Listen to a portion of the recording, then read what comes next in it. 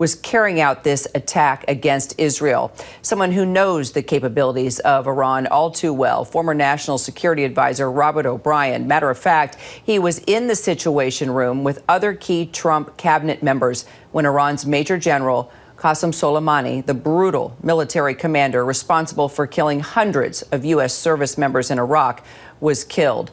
Robert, really great to have you. Appreciate you being with us. Good to be with you, Kara. So first off, Robert, your immediate reaction when you witnessed last night's attack, were you surprised, like the administration was, with regard to how large the attack was? Because the Iranians have said for many years that they intend to destroy Israel. They want to wipe Israel off the face of the map, to take them out of the Middle East. They supported the attack on October 7th, that brutal terrorist attack from Hamas. So this was Iran crossing the big red line. What was heartening to see here was the response to the missile defense systems, the allied coalition coming together with Jordan and other Arab states and the UK and the US. And then, of course, Israel's phenomenal Iron Dome and Arrow missile systems. They intercepted these missiles and kept the injuries down to one poor Muslim girl who was seriously injured. And Robert, we were just looking at the picture of you in the Situation Room with Trump that night that Soleimani was killed. And I'm just curious, if you were in the situation, if you were indeed in the Situation Room again last night, what would you have been bringing up? Your advice, your concerns, your strategy? So, Kara, I think that photos of the al-Baghdadi raid, but I can tell you one thing. President Trump's hands wouldn't have been shaking, and no one's hands would have been shaking in the Situation Room and our administration. We understand the capabilities of Iran, and we have to restore deterrence. We've gotten here because we've had a policy of appeasing Iran.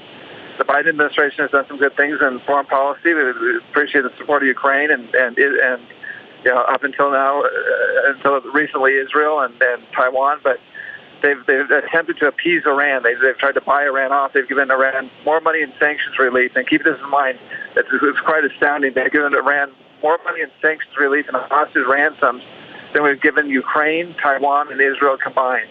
And a lot of that money has gone to Iran's proxies, to Hamas and Hezbollah, missile program and drone program, which is hurting both Ukraine and Israel, as we've seen. So we've got to restore deterrence, and that's, you know, we're going to take some effort.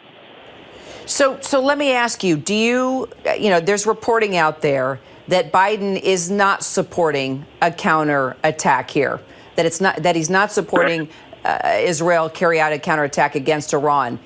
What's your opinion? Do you think that Israel has an opportunity here?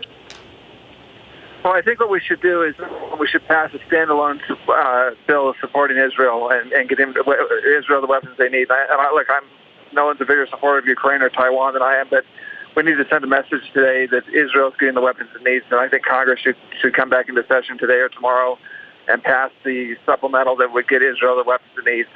Number two, I think we need to make a strong statement in support of Israel and say we're going to start treating Hamas like we treated ISIS, and we're going to destroy Hamas and rescue our hostages. We should get Delta and SEAL Team 6 into the area and start figuring out how to rescue these hostages out of southern Gaza immediately. And then number three, with the Iranians, we should put together a coalition with Israel and other Western allies that at a minimum we ought to take out the drone factories and the ballistic missile factories that are raining terror down on people in Ukraine and also in Israel now that we've seen. Iran has shown that it's not responsible to have the UAV factories and the ballistic missile factories that it has. It's using those weapons to kill innocent people, as we saw last night. So we need to take those factories out immediately. So I do want to follow up on what you just said with regard to those assets that Iran indeed has, but I'm just getting handed a note here, Robert, that Iran's president has come out and made a statement claiming that Iran has now taught Israel a lesson, and he is warning that any new adventures against the interests of the Iranian nation would be met with a heavier and regretful response from the Islamic Republic of Iran. How do you take that? How do you see that? What do you think Iran's president means? Well, I think they'd like to not have a response because they crossed the red line. They attacked the state of Israel, not using proxies, not using the Hezbollah or Hamas.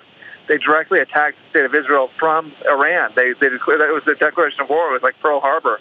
And the fact that the Israelis were able to intercept the ballistic missiles and the cruise missiles and the suicide drones, that's great, but that doesn't relieve Iran of the responsibility for conducting an offensive attack against a member country of the United Nations. And now they're trying to say, okay, we attacked Israel, but now we're done, and don't attack us. Of course they'd love that. They'd love to show that they can attack Israel with impunity.